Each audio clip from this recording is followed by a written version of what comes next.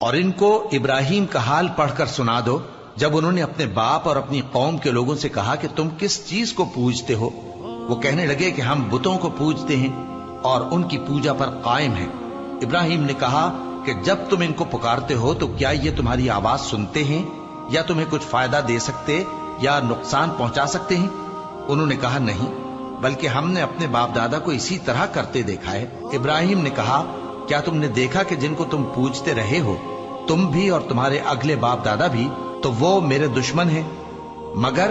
رب العالمین میرا دوست ہے۔ جس نے مجھے پیدا کیا ہے سو وہی مجھے رستہ دکھاتا ہے، اور وہ جو مجھے کھلاتا اور پلاتا ہے، اور جب میں بیمار پڑتا ہوں تو مجھے شفا بخشتا ہے، اور وہ جو مجھے موت دے گا اور پھر زندہ کرے گا، اور وہ جس سے میں امید رکھتا ہوں کہ قیامت کے دن میرا قصور بخشے گا۔ اے پروردگار، مجھے علم و دانش عطا فرما اور نیکوکاروں میں شامل فرما، اور بعد والے لوگوں میں میرا ذکر نیک باقی رکھیو، اور مجھے نعمت کی بہشت کے وارثوں میں شامل کیجو، اور میرے باپ کو بخش دے کہ وہ گمراہوں میں سے ہے، اور جس دن لوگ اٹھا کھڑے کیے جائیں گے مجھے رسوا نہ کیجو، جس دن نہ مال ہی کچھ فائدہ دے سکے گا اور نہ بیٹے۔ ہاں، جو شخص اللہ کے پاس بے روک دل لے کر آیا وہ بچ جائے گا، اور بہشت پرہیزگاروں کے قریب کر دی جائے گی، اور دوزخ گمراہوں کے سامنے لائی جائے گی، اور ان سے کہا جائے گا کہ جن کو تم پوجتے تھے وہ کہاں ہیں؟